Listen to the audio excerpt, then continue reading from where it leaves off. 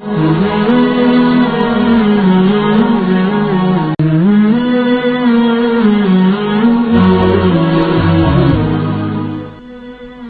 ini hamba Allah, kita ini semuanya adalah hamba Allah. Siapa yang bilang kita hamba Allah? Kita sendiri. Drawat yang pegah long hamba Allah. Allah pas naga akui katanya hamba. Kalau nende.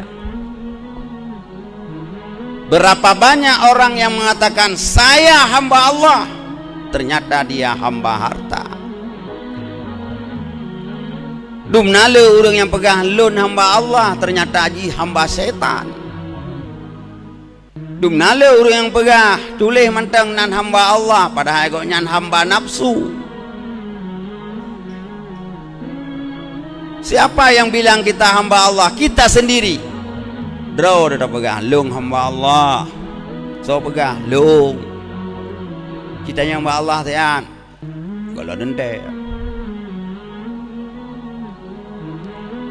Mulai bengah sampai malam late harta dia.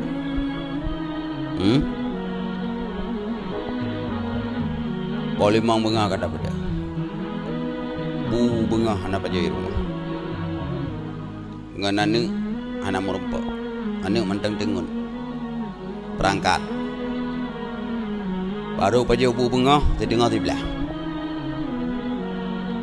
Minta peng jula jalau.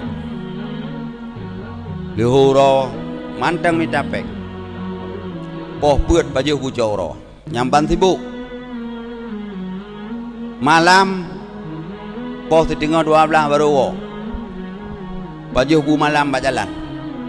Watewo tu rumah katengah ni milau. Ja mantang tengun, wo katengah ilau. Hana merupa ngana mian mu belun-belun.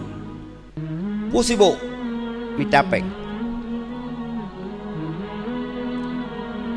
Hamba Allah. Tajik tulis doanya hamba Allah.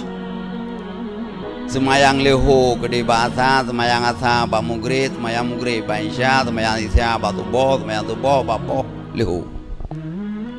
Bagaimana kita mengatakan saya hamba Allah? Hamba harta, bak minta jabatan, berhala darah go. Yang penting katanya aku menang. Pulom, blow suara, bak pilkada, yuk peng, petalu orang lain. Pegang roh hamba Allah.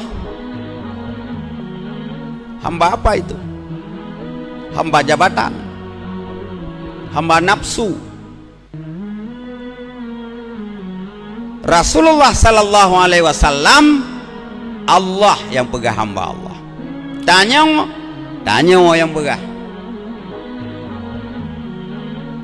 Hadirin kaum muslimin yang dirahmati Allah. Karena itu cobalah kita berusaha sikit-sikit